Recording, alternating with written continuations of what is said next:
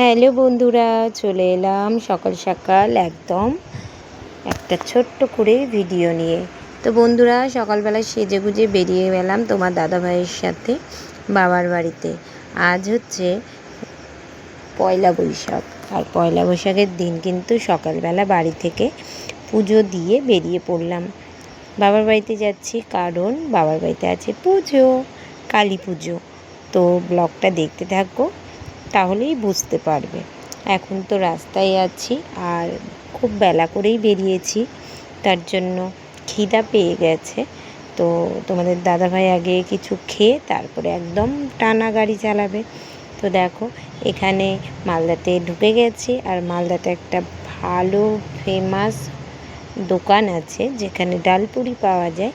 সেই দোকানে কিন্তু তোমাদের দাদাভাই খাওয়া দাওয়া করে। সাথে না পারতেই কিন্তু আমি আজকে খেলাম, কিন্তু এতগুলো খাইনি আমি, একটা খেয়েছি আর অর্ধেক খেয়েছি, আর সব কিন্তু তোমাদের দাদাভাই খেয়েছে। কারণ আমি পছন্দ করি না, তবুও খিদা পেয়েছিল জন্যই খেতে হয়েছে।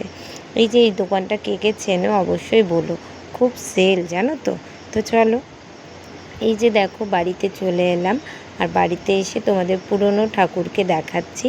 এই হচ্ছে আমাদের কালী মন্দির, আর মা এখানে বসে আছে আজকে, কালকে কিন্তু বিসর্জন হয়ে যাবে।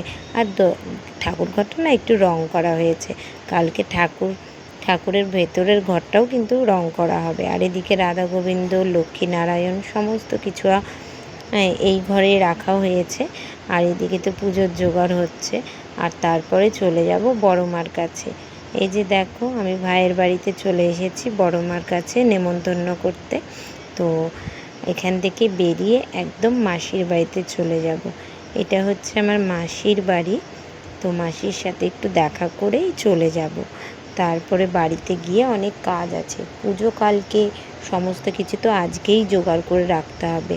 বাড়িতে পিসিরা এসেছে, তো পিসিরাই সব কিছু করছে।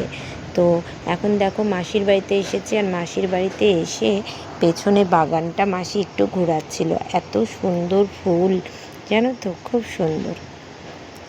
আমার তো খুব ভালো লাগে এই ফুল দেখতে।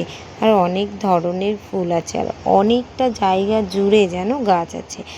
তুমি সব গাছ পাবে, একটা গাছ কিন্তু নেই সেটা বলা যাবে না। তেজপাতার গাছ থেকে কাঁঠালের গাছ থেকে সমস্ত কিছু তোমরা দেখলেই বুঝতে পারবে কতটা জায়গা জুড়ে গাছ লাগানো আছে। দেখতে খুব ভালো লাগছিল, আর মাসিও কিন্তু ফুল গাছগুলো দেখাচ্ছিল আমাকে, আমিও দেখছিলাম, খুব ভালো লাগছিল। এদিকে মায়ের সাথে তারপরে বেরিয়ে গেলাম, কারণ বাড়িতে প্রচুর কাজের চাপ আছে। তো মা আর আমিই গেছিলাম। তো একটু রাস্তাতে আবার কেনাকাটাও করছিল, পয়লা বৈশাখ বলে কথা। তো তারপরে দেখো এখানে মার্কেট, এটা কিন্তু পুরো আমাদের রায়গঞ্জের লাইন বাজার মার্কেট, ঠিক আছে। এবার চলো বাড়িতেও চলে এলাম। দেখো পিসিরা কিন্তু এখানে নাড়ু মুড়কি করতে আরম্ভ করে দিয়েছে, বেশ ভালোই। দেখো আগের দিন উপোস করেই সব কিছু বানিয়ে রাখছে, যাতে পুজোর দিন একটু কাজটা কম পড়ে, মানে চাপটা একটু কম হবে বলো। এখানে দেখো নারকেলের নাড়ু, খই মানে গুড় দিয়ে পাক দিয়েছে, তারপরে এখানে তিলের নাড়ু, নিচে আছে গুড়ের নাড়ু, আর এদিকে দেখো প্রদীপ বানাতে হয়, সেই প্রদীপগুলোও কিন্তু বানিয়ে রাখছে। আজ হচ্ছে হালকা মানে পয়লা বৈশাখ। দেখো কত মিষ্টি এসেছে, কারণ আমাদের তো মানে প্রতিদিনের বাজার আসে বাজার থেকে, সেই বাজার থেকেই কিন্তু এত এত মিষ্টি ক্যালেন্ডার আমাদের দিয়ে গেছে। এদিকে দাদাও দেখো পুজোর সব মাল নিয়ে চলে এসেছে, যা যা লাগবে সেগুলোই গুছিয়ে রাখছি আমি, আর দাদা বের করে দিচ্ছে। আর এদিকে আমার বড় পিসি দেখো কত সুন্দর মালা করছে, আকন্দ ফুলের ভেতরের অংশ থেকে একটা মালা হচ্ছে, আবার পাপড়ি থেকেও মালা হচ্ছে। তো বন্ধুরা, আজকের ব্লগটা এতটুকুই রাখলাম, কালকে আবার সকাল থেকে পুজোর ব্লগ দেখবে।